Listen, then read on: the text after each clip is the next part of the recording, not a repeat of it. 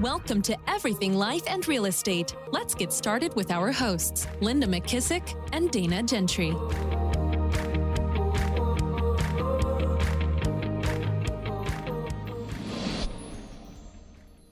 Hi, everyone. Welcome to Everything Life and Real Estate. I'm Linda McKissick.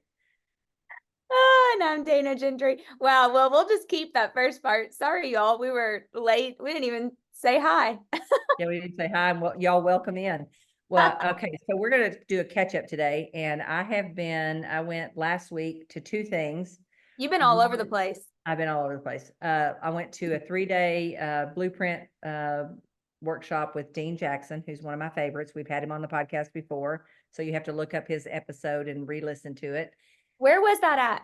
It was in Orlando. And that's okay. Yeah. So it was really nice. I had dinner with Georgia the first night, and then a Oh, small group, so we kind of broke up and did dinners the other night, which, by the way, I forgot to tell you, I'm actually doing carnivore. I'm on my 4th week. I love it. And two other people there were carnivore. So it was hold on. perfect. Only meat? Only meat. That's my kind of thing. Although I have to have cottage cheese for lunch, but other than You that. can have cottage cheese. You can have cottage cheese. Any animal product. Oh. Any animal product. And I have to tell you, I love it. My inflammation's already gone down. Wow. I'm doing it just to heal my gut. They said it's a great thing to heal your gut. Yep. But I'm thinking, I think I could probably do this long term. Yeah. I mean, well, it's high protein, which is great for you. Yeah. So I'm super excited about that. But anyway, the point of telling you that was there was two people there. So it was a small group of business owners. We had an AC company. We had me in the real estate business. We had a title company. We had an electrical company. We had a guy that runs a company that does stem cells. Oh, that's cool. We had a financial planner that was there. We had another guy from Strategic Coach. And then we had, a really interesting guy that's going to be on our podcast that he is the franchisor for 5 different type of home franchises. Oh, nice. Mosquitoes, window washing. Wow. And 2 others.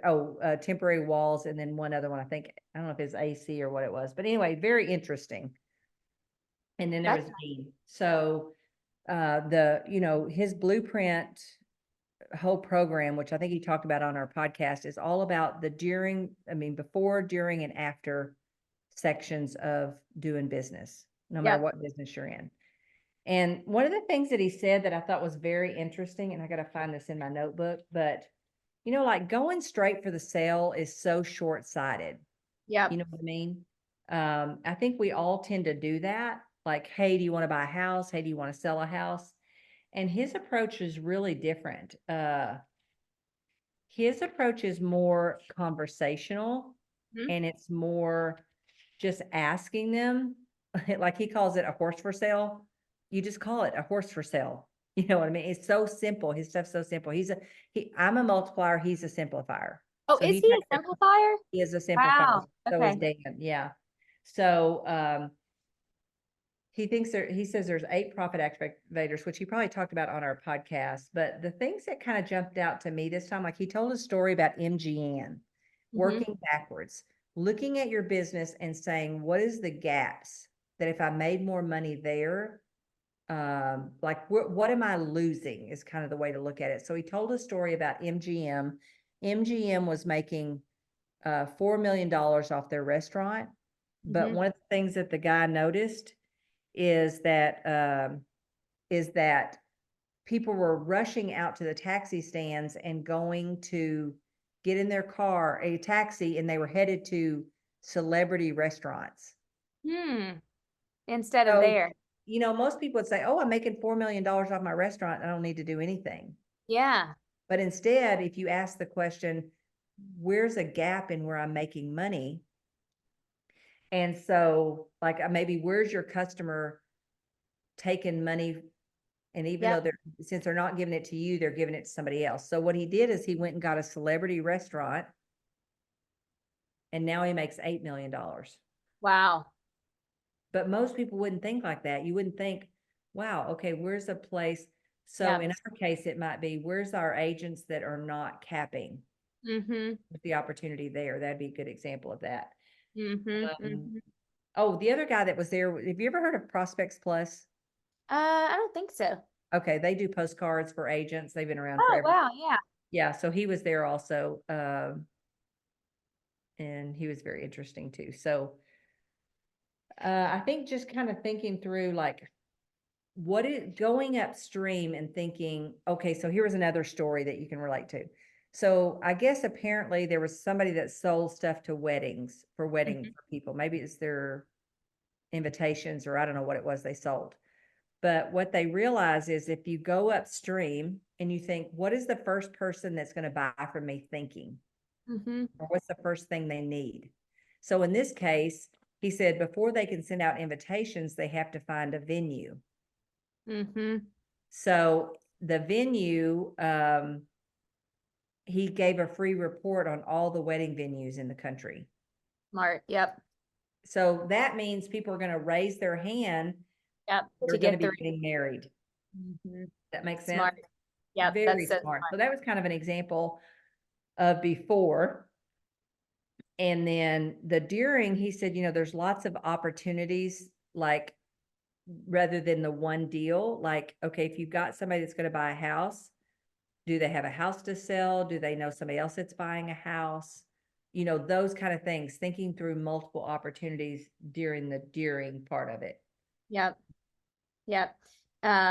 One transaction, which is why I'm taking notes too, which is why I believe, you know, I was actually thinking back, it's your friend from California who did that. Terry Morler.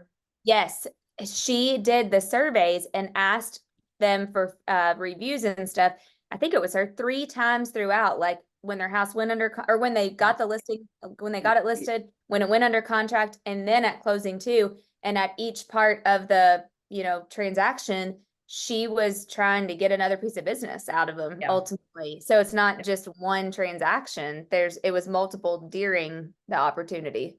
So one way to look at it was if you think about the before unit as its own business, if I had to do a P&L on my before unit, a P&L on my during unit, and a P&L on my after unit, what if I treated all of those as a separate business? How would I look at it differently? Does that make sense? So smart, especially for the agents listening or business owners, because it's really 3 pieces of the transaction. Yeah. And you know, one of the things I was thinking about this, it wasn't part of the program, but I was thinking about it because it's an important piece is, you know, I needed an interior decorator in Whitefish, Montana. I met with 2 that the architect gave me. Not one of them followed up. Wow.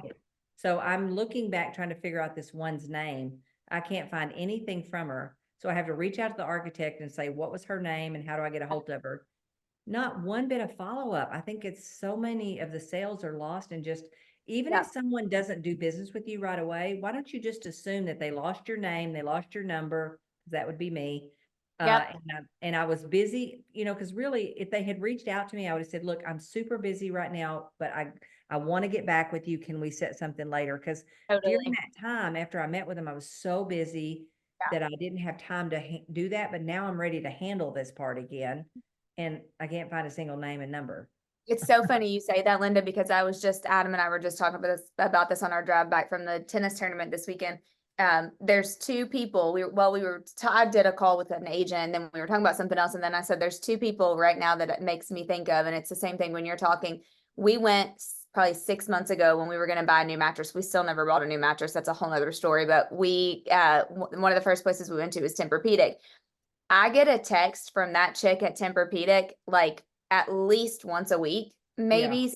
And I don't reply but I can promise you, like the best follow-up you've ever in your life seen. And then Adam, of course, hates this one, but there's like a little girl down at Gucci on King Street, and she sends me like text messages of pictures of things that she thinks that I would like, or she'll say, we got these in a size 6, or and like no pressure, don't respond. And honestly, it makes me like want to buy from her because she takes the time to think. She sends me the text. If I don't respond for 3 weeks, who cares? She's not offended. Like she'll send me another one, and then I'll be like, oh, I actually love those. Yes, save them for me. You know, but it's just that like follow through and follow up. You know why that works. And it's funny, Dean talked about this, and I'm going to bring this up on our next Profit Share Mastery Mastermind that we do, because it falls in line with that beholdenness that I talk about in my formula. But here's why that works, because he said long ago when I got whatever, we were all trying to survive on this earth or whatever. herds went together, and that's how they survived, is by helping each other. So there's this innate thing, in which I've read this twice now. There's this innate thing in people to help other Mm. people. And he said, you know, back during that time, people did it so that their status would go up in the herd. Kind of Wow. like, so I was teasing Dean because I just bought him breakfast that morning. I said, well, don't forget, Dean, I brought you breakfast. But you know, they do it because, and if you trade money, it deletes it. But if someone does Oh, something for you, think about it. It yeah. moves their status up in the herd. Well, she's been giving you things and giving you Yep. things, creating that Yep. beholdenness Yep. and reciprocity.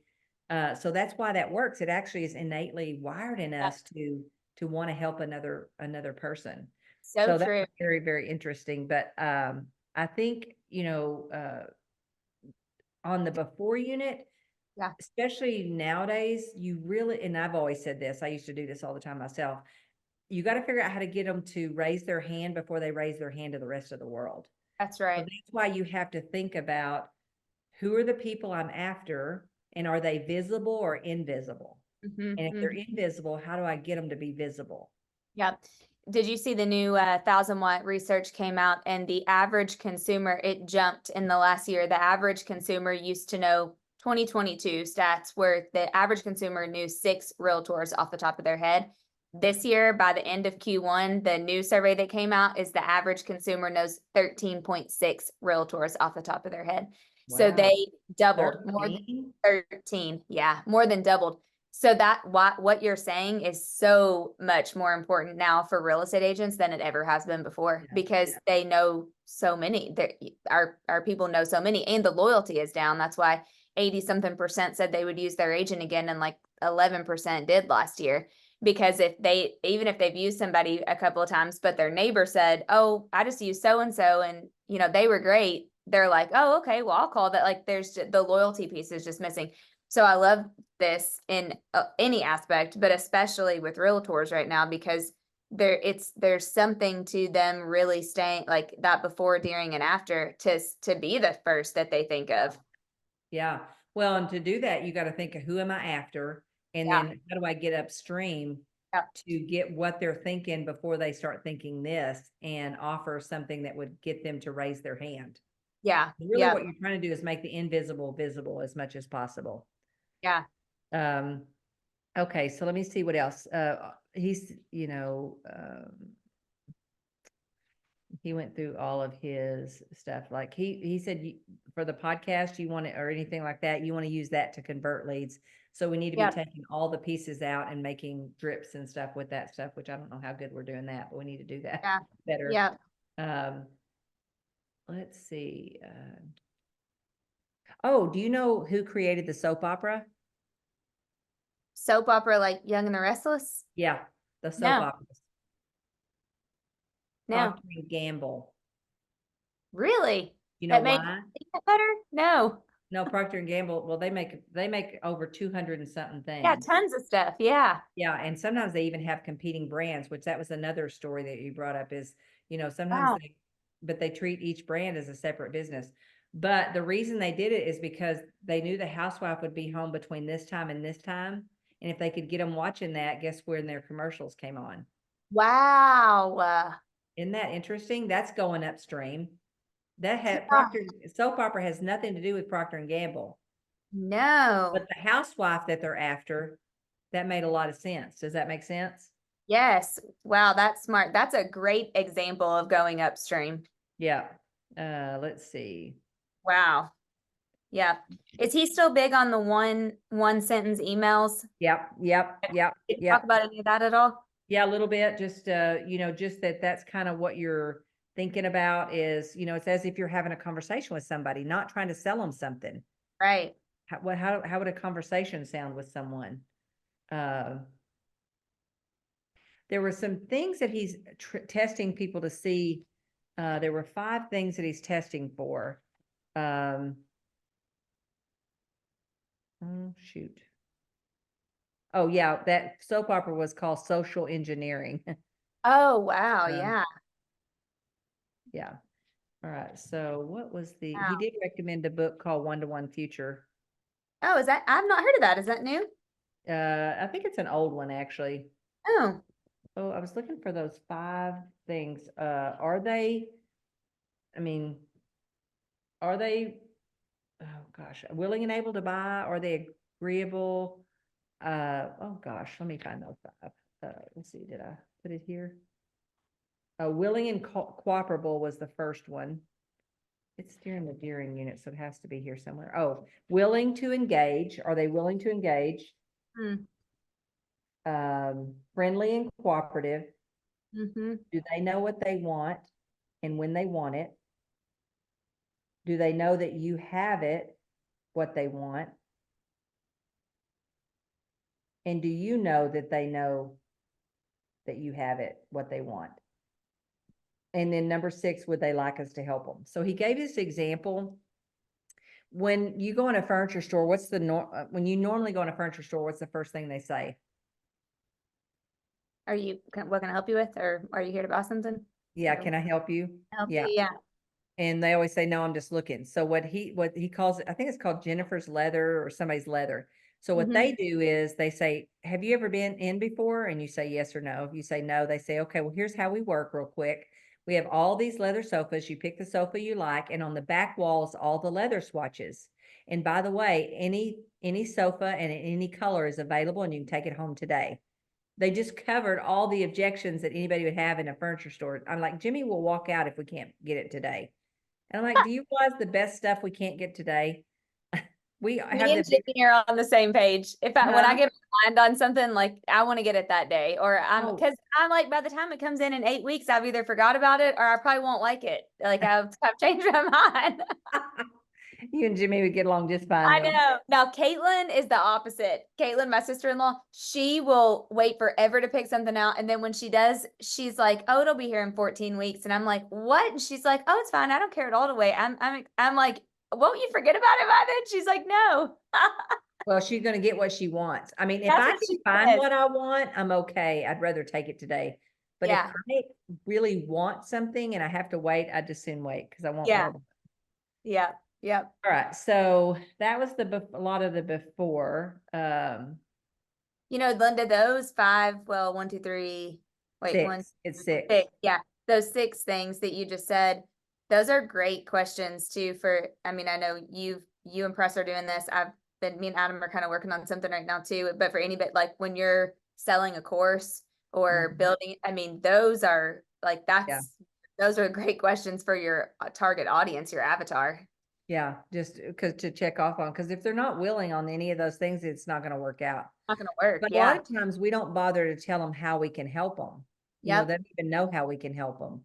Like, Yep. that's one of the first questions I ask is like, well, how can you help me? What do you do? You know, Yeah. people aren't clear and they don't tell you. Yep. Let's see. So he says that nobody wants to be sold, but people always want you open the doors to you at the receiving dock. And that was always kind of confusing to me. But like he used this example of the guy with the stem cells. He's like, okay, if you go and try to sell the doctor, that's not fun. But if you go to the doctor and say, hey, if I bring you 3 or 4 clients a week that want these stem cells, is that okay with you? Doctor Mm, can say, yeah, of course, right? that's a great point. So he says, go to the receiving dock because the doors will always fly open to you at the receiving dock, but they don't when you try to sell them. Yep. Love that. He said consumption is a win. It's called mind minutes. You know, Hmm. the longer you can have somebody's mind. I've always said this about agents, that if I'm in a relationship with them and I'm having conversations with them, that means they're brokers, not. Yeah. So I've always kind of used it that way, but it's the same thing. Same with a agent when they're talking to a client on the phone, when somebody calls on a sign call or anything like that, the longer you can stay on the phone with them and buy their mind Yeah. share, the better chance Yeah. you have of conversion. Yep. So he said, buy this now is very short-term thinking. A self-identified prospect, someone who will buy now and and some will buy now and some will buy later. So you just got to know they're either going to buy now, they're going to buy later. But if Yep. they self-identified, they're much more valuable. Yep. Love that. Let's see. Let's see if I've Love got he he said, ask yourself, what are the 10 questions they have or the 10 questions they should ask, and go ahead and answer those. Yep. Yeah, You know that's what I what mean? Rory Vaden said, that same exact thing, only I think he said 41 questions, but yeah, you can start with 10, but that's like the third time I've heard somebody say Yeah. that. So he said, think about it in the form of 100 weeks. What will I do every week? At least one touch adding value to the people. Mm-hmm. And always have your super signature that tells how they can work with you. Oh, that's good. Yeah. What's that mean though? Super signature. Here's the 4 ways I can help you. Oh, Here's the 3 ways I can help you. And he just gave an example of a couple of things that were outrageously priced, but if they work, people will pay for them. So he mm-hmm. said, act as if you were responsible for people's success. Mm-hmm. You know what I mean? Like you didn't get paid unless they were successful. Yep. Did he say anything about those outrageous, like the larger price tickets versus the Yeah, cheap? he said like, okay, like there was a weight loss pill that was 100. He said, when does a weight loss pill that's $153 per bottle work? When is it worth that? And it's when it works. So he said the ad said other competitors were $29. And the ad said, if you have 5 to 10 pounds to lose, Lepitrin is not for you. This is way too powerful. That's good. That's really good. Yeah, He's so good with those one-liners. I yeah, mean, he he's really is. so good with those one-liners. I think he talked about that when we had him on the podcast. We'll have to link in the show notes the episode of when we had Dean on our podcast. I don't remember when that was, but we'll share it for people. Yeah, I can't remember that either. Okay, let me see what else. Did he talk about podcast? Oh, go ahead. He said you're constantly educating and motivating. Yep. What would Yep. be the most compelling way I can get them to take action? Yep. So think through that. Educating and motivating. Yeah. Yeah. Did he talk anything about podcast? Anything like we need Yeah, to he know? just said that we should be using the podcast like to convert the leads. So we take little pieces of whatever our podcasts are, and that's kind of what you drip on people. Yep. Okay. Yep. Yeah. So it's really more of a not a lead Magnet. magnet. It's more of a lead conversion tool, which I think most people think of a podcast or something as a lead magnet. It's really not. Yeah. Yep. That makes total sense. Let's see. Okay, so the during unit, he just said there's multiple points, kind of like Terry said, that there's multiple points and opportunities to get more business that we're not taking advantage of, probably. Yep.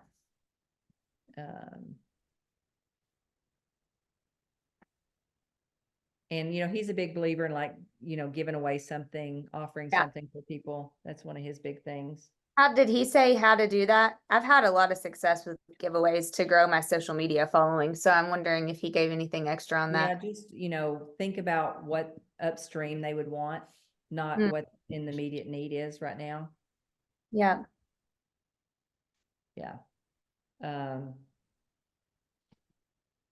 Yeah, the during was kind of the most boring part, I think. So Anything he talked about like a restaurant, and this was a really good thing. He said, okay, list out the steps, make a reservation, arrive at the restaurant, get the menus, place the order, food comes, dessert and coffee, pay the bill and leave. So kind of look at points during that you could possibly ask for more business. And then, so he helped, there was a company that did like a birthday club. You got a free meal when you came in for your birthday. And then like one was just this lady sent out a note that says, hey, I'm making chili today. You want a bowl? And someone might just automatically, respond to that. Yeah. Yeah. And then the after unit, he just said that really we're kind of dropping the ball when we have the after unit. We're not staying in touch with people. We're not really looking for opportunities to who they know. Like he said, like if there's somebody, you're selling a house in that neighborhood, you should be calling all those people and say, hey, I'm selling a house in your neighborhood and I thought of you. Do you happen to know anybody? You should, every time you should look around the area that you're either going to be in the neighborhood or you just sold a house in or something. Yeah. The main thing you always do is solve friction. Anything you can do for them is better than telling them about it. Yeah, yep, yeah. Oh, I just heard something great too in that 1,000 watt research. He said, what did he say? He said something about every home buyer. I think he said every home buyer right now wants to be all they want to be is a successful home buyer. And he said, so if you can turn your marketing to say like how you help home buyers be the most successful home buyer that they can by avoiding any friction that comes in their way, like those are the type of agents that people are looking for, because they want to be a successful home buyer. They don't want to like make a mistake or have any, they want to get through like those friction points. That's a great word for it. Yeah, and one of the things he talked about is orchestrate referrals. And Yeah. that is, like, and I used to use testimonials all the time. Testimonials work great. So he said he'll have two people stand up and talk about their success. And, or he does it even on his podcast, because then what happens is if they hear successes on the podcast, they then want to come to his workshop. So smart. Yeah. So that's good. Yeah. So, I mean, it was really good stuff. Yeah. Love that. Wow. I just took, He said also train them on how to give you a referral. yeah. So he said 3 things. Notice you want to train them to notice that the conversation is about real estate, for them to think about you, and you want them to introduce that person to you. Yep. Yep. Flip the switch to have Jim tell you about J-Lo. We had a guy, his name was Logan, and Dean kept calling him Jared. So somebody put it together and said, let's just call him J-Lo. So, so how do you get that programmed into their head? Yep. And so that he's talked about that is really important in the after unit also. It was just really good. I mean, I've heard some of his stuff before, but when you're not really ready for it, it doesn't soak in, Yeah. you know? Yep. Did you come away with anything you're ready to implement? Like the first thing you want to work on or anything or need to work on? Well, the first thing I did was, he said, first of all, think about your before unit as a vending machine, Oh, not a slot machine that only pays sometimes, but how could you make it a vending machine so it pays every single time? So that was a good way to look at that's it. smart. Yeah. Well, what I did is I'm taking all the units and I'm breaking them on big yellow pieces of paper, and I'm just going through and making myself notes. So smart. Yeah. So, and then also I've got a call with him to see if he and I can collaborate Love that. on some things. So yeah, I'm working through it, but I haven't gotten my action plan completely finished yet. Love that. Yeah, but Vending I could do a machine. lot of things better that I'm not doing. I think we all could, honestly. Well, and you know what I find too is stuff moves so fast. Like even today when Tyler and I were creating content, the last 2 times we created so much video. Like we just did a lot of video, a lot of me talking to the camera video. And now it's like the algorithms have changed on Instagram. What people are viewing and what content they're liking is totally different. So like we did more photos and like quick 15-second video. Like I just feel like stuff changes so fast. But the thing I love about Dean is a lot of his stuff, he's kept pretty consistent with the message and it's still valid. Like it works. It worked, 5 years ago and it works today. And I think it's hard to find people that still stay valid in what they teach like he does.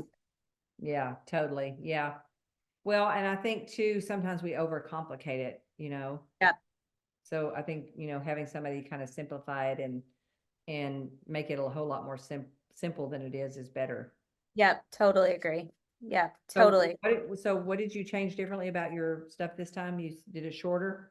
Yeah, we did a lot more still photos. Like, I mean, I felt like it was a freaking photo shoot. You should see how I was like, this is worse than family pictures. I mean, I had like 15 outfits. I steamed everything and ironed everything this morning at the crack of dawn because what's coming up higher and what's getting more engagement are like photos with a quote on the photo or a still photo and then swipe for the quote. Yeah. More than like the minute and a half reels that were getting more content where it was more of like what he calls long form, which is like more And than I 30. guess you can tell that by tracking stuff. Is that Yeah, how you look at the business tools and you can see like the engagement, which ones do better, which ones were saved more or shared more. Like those are the 2 biggies on Instagram. And then we did a lot of short form B-roll, just like 10 second, 8 seconds of just me walking down the street or walking up the steps and opening the door, where you can put or I'm going to put a voiceover on top of those things or a quote over top of the, Mhm. that stuff is popping off right now, as opposed to, back in January when we did it, it was like, let me tell you 5 ways you can do this. And it was me talking, and those ended up being 60-second to 90-second videos. But now it's like changed, the algorithms they changed so much. It's like you have to get fresh content because the way that it changes, if you want to, it's a lot to kind of keep up with. Thankfully, Tyler really knows what works and what doesn't. So he kind of has guided me, but he really, actually, you'll appreciate this. He's had me pick like 3-ish. I chose 3. He said 3 to 5. People who I like their content, their content. Yeah. Catchy. It's like my vibe. It's kind of authentic to me. And my number 1 pick is Marie Forleo. Like her, I mean, she has like a mix of personal, a mix of business. She comes off fun, but professional, but it's her, like she does raw with her, with her camera, sometimes mixed with like really professional I mean, her stuff is just like, she's been at it a lot of years. She is just, it is so good. So I had sent him over the last couple weeks before today, several things, I did it for 3 people, but she was the main one, like several things that I loved about her content. And then he helped me kind of recreate it today, but on like a wavelength for me and my stuff. But it's good. Like her stuff is just great. Awesome. Okay. Well, why have you? I remember I ran into somebody, it was, Megan, that listens to all of our podcasts from Indianapolis. And so Megan Ducey. Yeah. And she was laughing when I said the part about, oh my God, did you spray tan Martha Stewart? So it made me think, and I told her, I said, you know what you just made me think of? Dana has all this experience tanning, and I've been tanning, and I haven't asked her one bit of, give me this skinny on tanning. Does that expensive lotion work? Is the better bed better? I mean, here you are, the tanning expert, and I haven't even utilized that. Oh my gosh, that was hilarious. I forgot about that. We needed that in a clip. Did I spray tan Martha Stewart? We'll have to have Kate go back and find that clip out. Yes, the better bed is better. Okay, good. Because and I have to buy those expensive lotions. I've been buying them. Yes, you should really do those. Do I have to use that after lotion because I buy it? No, you don't have to use the after lotion. There, you can sell it there. You don't have to use that, but the lotion does help. But the bed, I haven't been in the tanning bed in so long, but the bigger beds are better because they have bronzing bulbs, so they don't have those burn rays, which is not what you want. Okay, but I have the best self tanner. It's not like I've tried the ones that are like organic, healthy, and they're not. So in the non-chemical world, I have a really good one. But if you're trying to go like chemical free, this is not the one. Okay, but so is this what you spray on yourself? Yeah, but it's like a foam, and it comes with this thing, and you spray it and then rub it, but it looks like so good. I mean, it looks like rusty look. No, not at all. No, like if you're in a pinch and you can't go get a spray tan or something, like it is super good. Yes. Okay, you have to send me that. And we'll put it in the show notes for all you people who want to understand. Yeah, but also, Linda, when I saw it's getting ready to get loud in here because the kids are getting walking and the dogs. So I gotta hurry. But one of the reasons why I loved Marie is because when you sign up for like one of her latest courses, which I'm getting ready to do, so I'll have to share it with you, but it's like this business stuff, and then, oh, by the way, you get a list of her favorite things every month. And then yes, I'm signing up for that. Yes. And so it's like, but it's exactly what we've talked about. Like you do want a glimpse into what people love and into their personal life and into what they're consuming and all of that. And it does like, I don't know. I just I love that about her. She's like, I'll show you my favorite skincare and what I like to eat this month, and I'll help you scale your business. Like, it's just, I love that. See, I love that. Yes. I see. Because you and I both like all those kind of things. We love business, but we also like all the other things too. So I love that. Yeah, we should do that ourselves. Yes, we should. Yep. Awesome. Okay, well, great. I'm gonna have to probably go back through my notes with Dean. If I've missed anything, I'll add it to another episode. But it was really, really good. It really made us think about how do we get upstream Yeah, I love that. To get the invisible customers that we need to raise their hand and become visible. Yeah, Yeah, so I love love it. that. So good. Awesome. Okay, well, I will see you next week. And remember, if you have not hit the subscribe button, please go ahead and do that now. And if you have a question, opportunity, or a challenge that you would like Dana and I to help you with, be sure and reach out to us at info@everything life and real estate. And remember, the best compliment you can give us is, number one, pass this podcast along to someone else who would enjoy it. And number two, be sure and give us a great review. So Dana, I guess I'll see you next week, and we have some great guests coming up. So We have some really yes, super excited. See you then. See you then. Be sure to subscribe for more business strategies and tactics to inspire you to live an abundant real estate life. Don't forget to rate and review so we can bring you the best content. Find this and other valuable information at everythinglifeandrealestate.com.